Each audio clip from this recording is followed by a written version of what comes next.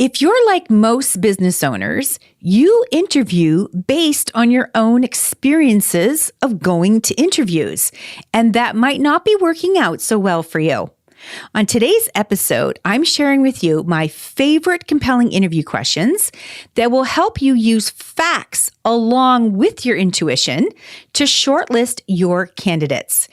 And I'm sharing some insights about what you should be listening for in the interview.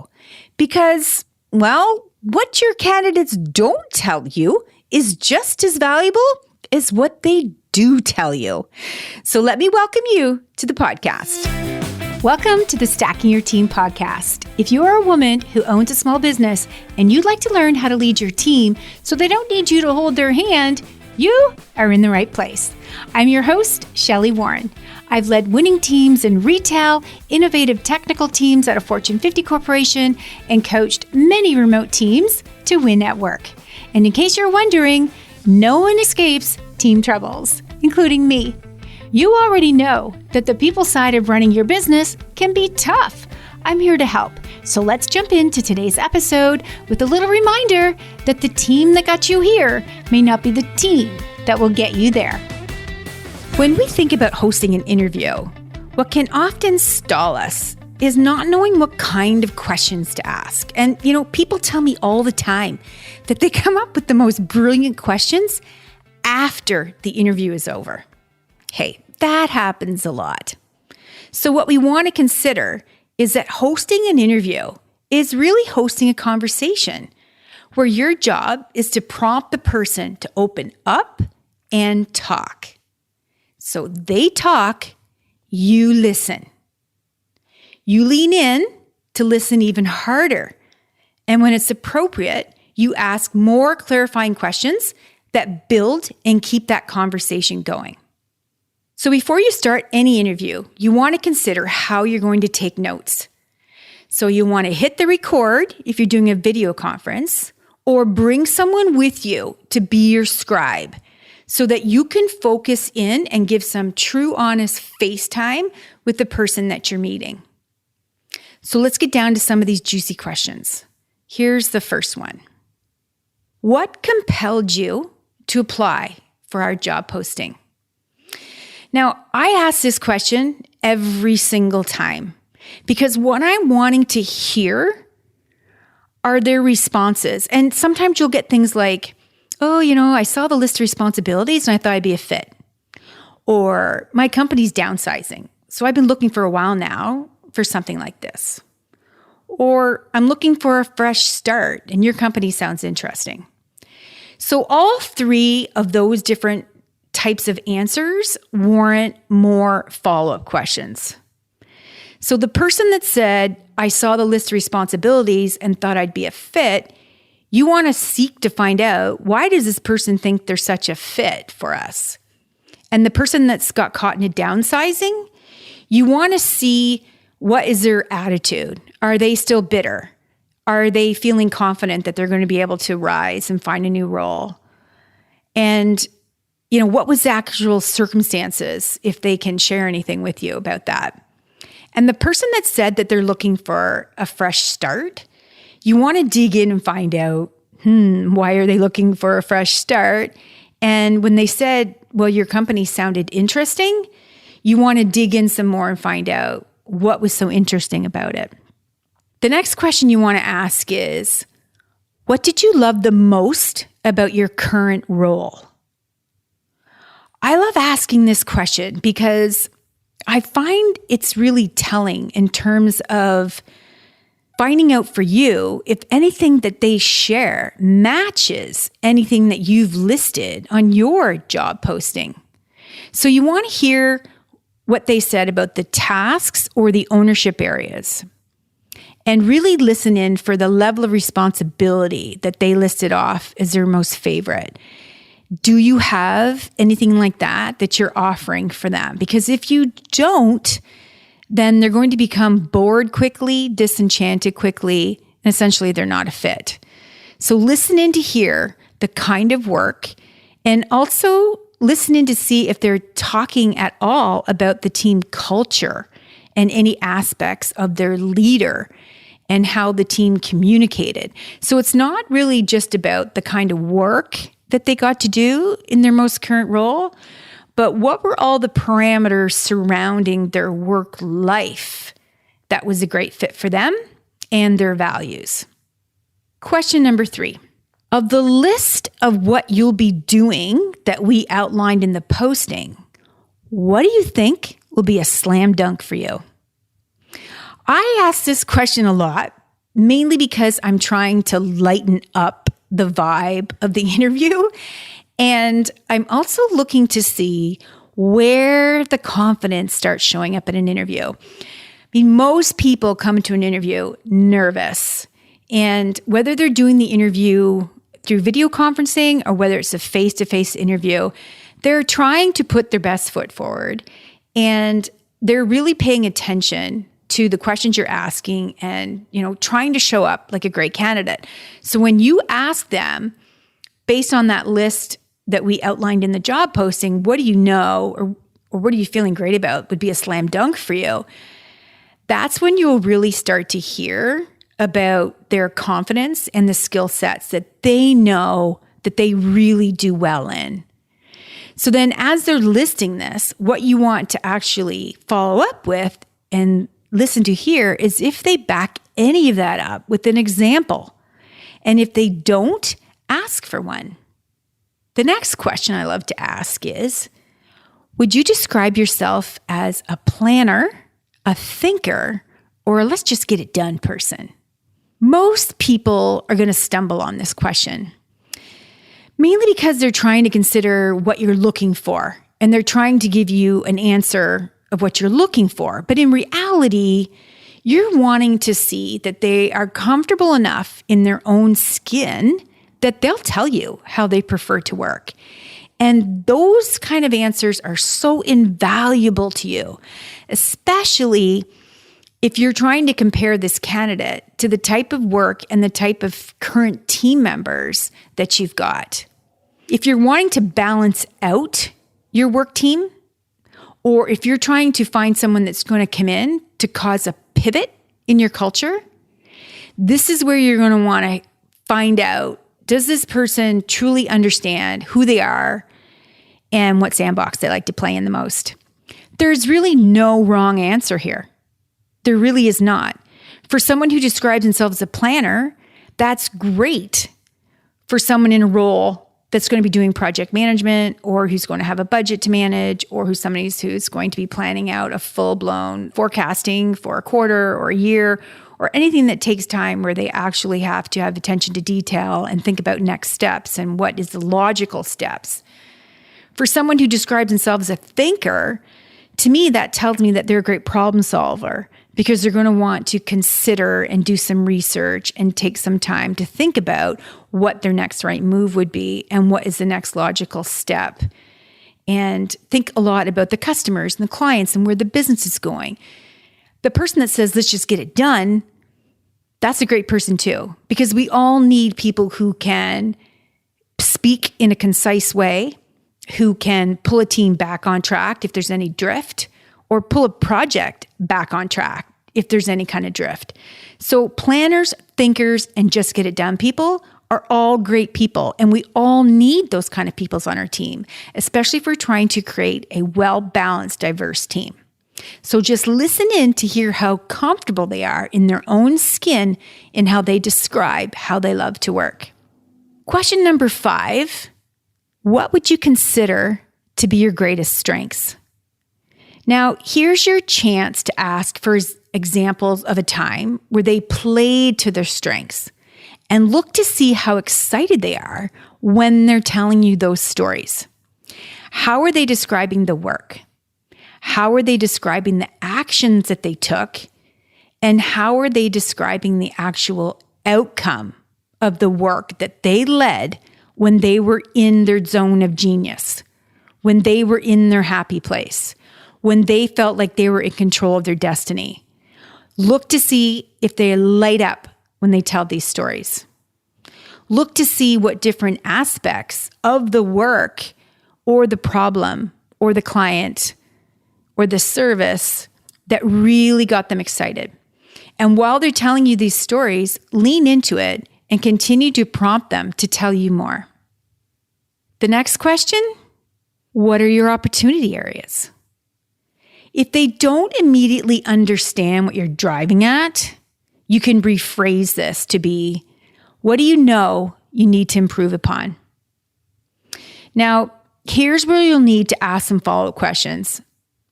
You want to be able to find out how they learned, how they recovered, and what was the final outcome. And, some people, when you ask them this question, they're going to want to take the easy way out. I get this a lot. They'll give me an answer like, well, I think my opportunity area is I work too hard. Or what I need to improve upon is I take on more work than my team members. Or some people tell you that they go over and above for their team or their clients in a martyr type tone to it.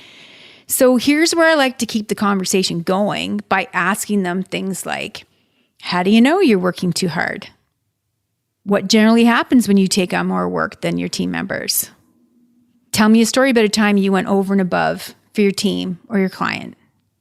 Right? So keep that conversation going, because what we don't want to have is just a short, quip answer that they haven't really given themselves some time to even think about where are their opportunity areas, right? We can't be great at everything.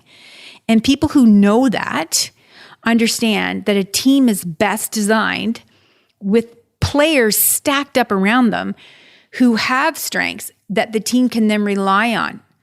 People on the team that you can defer to for a specific expertise area. Trying to be the rock star on the team and having all the strengths is not someone that you want on your team. So listen in to hear what they think their opportunity areas are, and whether or not you think that opportunity area is worth looking into a little bit further, and whether you can work with somebody who has that opportunity area. Because let's face it, we all have them. The next question is, how would your team describe you? Now, this is always interesting for me because more often than not, people will stall on this. So that's when I'll say to them, well, when was the last time you had a performance review? Or when was the last time you received some recognition for the work that you've done? Or, when was the last time that your team thanked you for something that you did for them? And so people don't always feel comfortable tooting their own horn. Most people don't feel comfortable listing off a laundry list of how much their team loves them. So you may have to prompt them a couple of times for them to tell you how their team would describe them. They may say things like, well, my team would say that I'm hardworking, or I'm a team player, or I'm easy to get along with.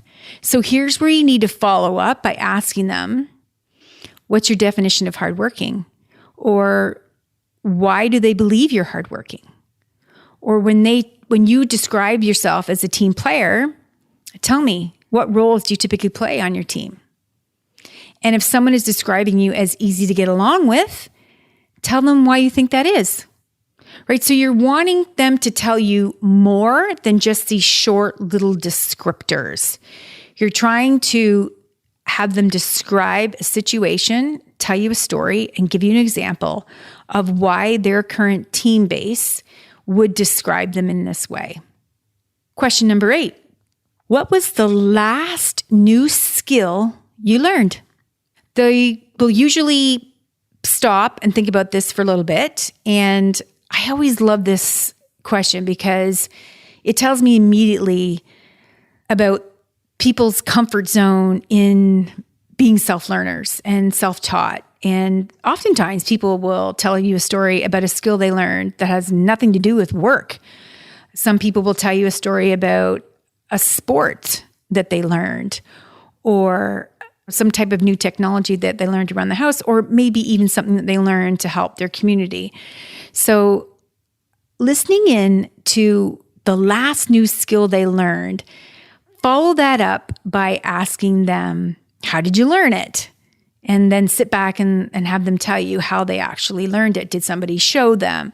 Was it something they learned themselves through YouTube? Was this something they just learned through trial and error? And then asking them, are you still using it now? And have you taught it to anyone else? And if they taught it to anyone else, you want to know how'd that go? Because what you're looking to find is this person trainable and can this person teach?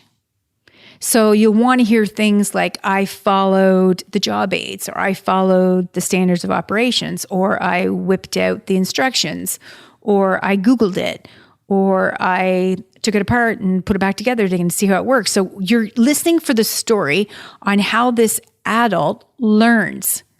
And when you understand how that adult learns, you'll better understand whether or not that person's going to be able to learn alongside you and your team in your business. Question number 9, describe your least favorite client or team member that you had to work with. And this is one of those questions where their response is actually telling you more about them than it's telling you about the person that they're describing. You want to listen for stories about how they like to be communicated with, whether or not they like deadlines or not, any issues that they have with workflow, any stories about recognition or lack of recognition. And then you'll also want to hear about how they solve problems and how they work with difficult people, or how they work through complaints, inquiries, people that are not an easy fit on a team. How they answer this question is really showing you how they would describe their ideal work scenario where things become easy for them. So have fun with that one. Number 10, in what way do you think you can immediately add value to our team? You know, this speaks to the understanding of your business. If they come back with an answer that's not compelling enough for you, that doesn't get you excited or kind of feels like lukewarm, then it's a tell that they don't understand your needs. They've done no research about you, your business, your customer base, your products, your services. Every single person that comes to an interview should have already visualized themselves working alongside you in your company. They should have gone and done some research about you and your business, the current state of your business, the current customer base you serve, and be able to come and at least talk about with some familiar vocabulary about your products and your services and what you're trying to do in the world. If they have a lukewarm answer where you know for a fact that what they've just listed off is how they're immediately going to add value to your team, and it's an answer that says to you, we already have somebody doing that, or that's kind of a juvenile task to be taking on, or it's just not getting excited about having them join your team, then there's the tell right there. And here's a bonus question. Tell me about a time where you thought something was going to be easy, and yet it turned out to be a struggle to reach that goal.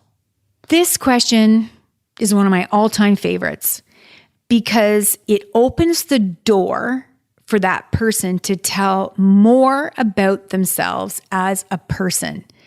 Because this question does not need to have a work-related answer. This question can have a personal answer.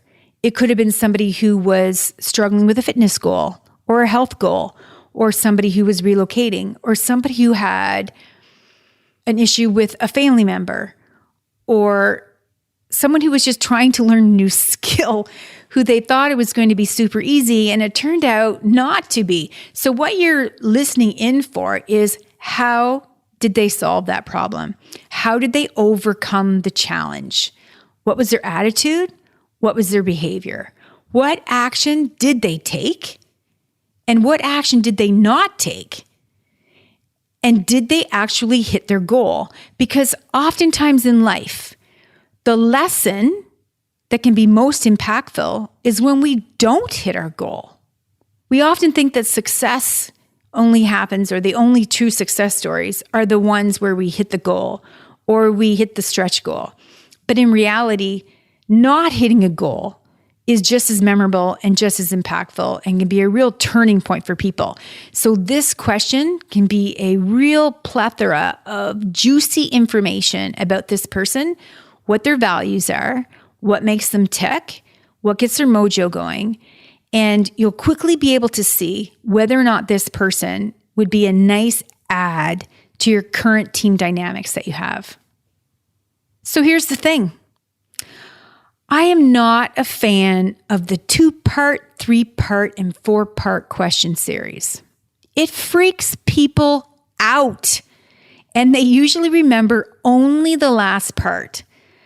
So you're always repeating yourself anyways. So you want to break your questions up and give them ample time to let people think. And your last question should always be, is there anything else that you want to add that you feel you didn't get a chance to share? I love watching this question unfold. Some people will just want to wrap up and hightail it out of there. Others will come prepared and they'll have a few questions to ask you, which is great because you're keeping the conversation going and it's showing you that they've done some research and they value the worth. So therefore, they're valuing their time spent with you. So they're coming with some questions to ask you. Others will want to reiterate a fact or qualification or tell you something unique about their experience. And this is great too, because it's really about trying to keep the conversation going so that you maximize every opportunity you have within that interview window. Either way, you want to have a system where you're sure to ask each candidate the same questions. You're going to add more as it makes sense with the conversation, but you want to ensure that the basic foundation questions are always asked for every single candidate, because you're going to need that data to help you score the candidates, which will help you make a decision based on facts, not simply emotion. So come up with an easy scoring, a 1 to 5. Make sure somebody is keeping you on track to hit all those same foundation questions for every single candidate that comes through. And then you'll have way more data and you'll feel so much better about moving forward with your hiring decision. Then you're going to let them know what to expect next and thank them for talking with you today. Thanks for tuning in to our series all about hiring. I hope today's episode helped you to crack the code of hosting great interviews. It all begins with the questions and your ability to host a conversation with every candidate that you meet. I've been using these questions that I share with you today for decades, and my clients have leveraged them during their interviews to ensure that they really get a sense of who this person is and what it would be like to have them join their team. So before I let you go, I have 2 announcements for you. First up, you're invited to come and join me at a free live virtual workshop. It's called the Team Tune-Up, and it's in early November. At the Team Tune-Up, we'll evaluate your team's performance, identify some challenges, and then provide actionable solutions to set you on the path to success. Don't go into the final months of this year without being surrounded by people who are thriving in their roles. Let's work together, uncover what's holding you and your team back from greatness, and then let's put a plan together to get on track. So grab your seat at stackingyourteam.com/teamtuneup. And the second thing I want to share with you today is that I'm welcoming new members into my circle right now. And to quickly answer the most popular question that I get when I first meet someone who's considering coming and working with us is that, yes, it really is me who will be your advisor. You don't have to worry about being duped again by joining a coaching program and then never seeing or rarely seeing that person again. Nope, it's really me who's on every group call, every training session, and every strategy session, including inside the Team Leader program, where your highly valuable team members get access to training, tools, and my coaching. So if you have a team of 5 or more at your brick and mortar or your online business, why not honor who you are and what you're driven to do by taking the next 6 months and joining the Leadership Lab or working with me one-on-one? It's the best way to go beyond the Stacking Your Team podcast. You get access to me and other incredible women who have a wealth of experience to share with you. Become a client, get the help you need, and then watch your team improve. Watch your calendar get freed up And watch how adding a few simple structures into how you run your team will spill right over across your whole business. Apply today directly from the website or the link that's in the show notes.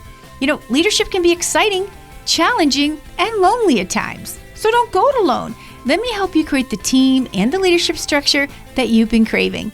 So until next time, remember, if you have a dream, you need a team. So let's get stacking yours today.